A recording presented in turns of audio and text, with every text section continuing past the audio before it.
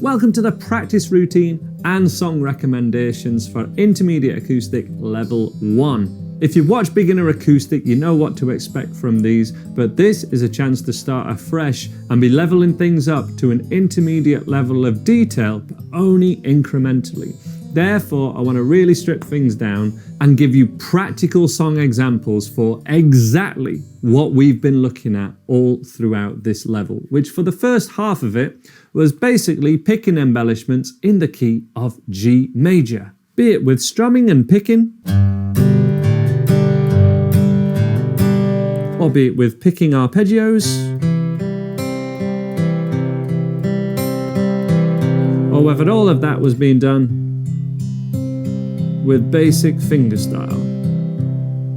We also had a brief relook at the G major pentatonic scale, and especially that slide going up. Some of that single note playing should build upon what we've done in Beginner Acoustic. And here's some songs that really line up to that perfectly. Firstly, in the key of G major, we have The Joker by Steve Miller Band, we have Wish You Were Here, including that intro and the strumming rhythm parts, and Redemption Song by Bob Marley.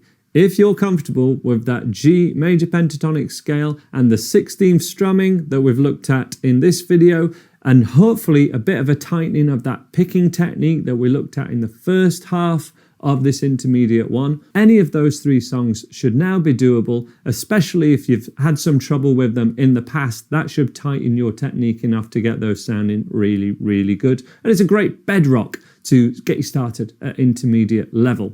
My next recommendations are all in the key of C major and do introduce that F bar chord, but perhaps the hybrid F with the thumb over the top is a fantastic option as well as the bar chord option, but we do require that change between F and C, along with some use of the C major scale, which in case you haven't covered it at all yet, you didn't see this in Beginner Acoustic.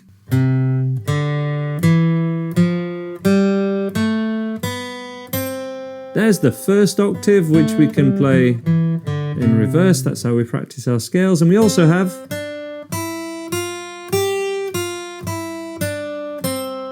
the higher octave as well, the Do, Re, Mi, Fa, Sol. That's there also, and you can stick the two together.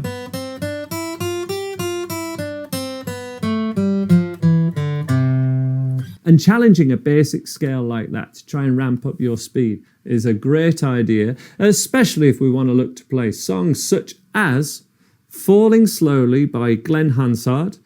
We have Let It Be by the Beatles with that little melody to it as well. We can add that single string picking in and the F bar chord at this point if we wish. A new song recommendation that was not at a beginner level, we have REM and Losing My Religion, an absolute classic. Heavy use of that F bar chord in the chorus and the intro, but other than that, pretty doable. And we also have an A minor scale, but that uses the same notes as the C major scale for the little mandolin part. Da, da, da, da, da. That is also something you can have a go at this level. And if you find you haven't got enough single note playing experience by now, I highly recommend you learn the melody of Happy Birthday, especially if we can look at it with simple chord embellishments, which was where we kind of finished up at Intermediate Acoustic. That can be a fantastic thing to look at, just playing that simple melody, but with, or perhaps doing it with fingerstyle, and having a look at how that major scale works with chords in the key of C is a fantastic thing to be aware of at this point, but we did cover that pretty extensively towards the end of Beginner Acoustic. So if you followed this method straight through, it shouldn't be a problem. If you find you're still needing a bit of help with that, it is there for you if you wish to go back to it. For the amount of time you should spend on this stuff, I like to think about intermediate practice in 15-minute blocks, which should be timed. Having a timer at intermediate level can have a hugely transformative effect on your playing. and spending a good 15 minutes as a block with a warm-up to what you're wanting to attempt, then having a go at where we are today, this is what's happening, and then challenging that same thing maybe along to a jam track, all within a 15-minute block, is a really cool thing. For example, all those first 4 things that we looked at in the first 4 lessons here, improving your single string picking, looking at that combination picking with the hammer on, then trying to play the part of the jam track, and finally having a go along to that jam track, that is a great 15-minute block. The same can be done for any songs you're attempting. If you're looking at a song with an F bar chord or a major scale melody or the G major pentatonic, something like that, look at the components first, get them working in isolation on your own, play the part, then play the song, then have a go at playing the song along to the original recording or the jam track along to the visual jam track. That is a great method which can lead to a lot of success, and then do as many of those 15-minute blocks as you have time for today or in this week. 2, 3 or 4 days a week is absolutely plenty, and you're aiming from anywhere from 30 minutes to an hour of ideal practice. The thing to be aware of is not to practice too long and then leave it too long between sessions. If you play your guitar for 2 hours but only once every 2 weeks, you're not going to make the progress that you would do otherwise.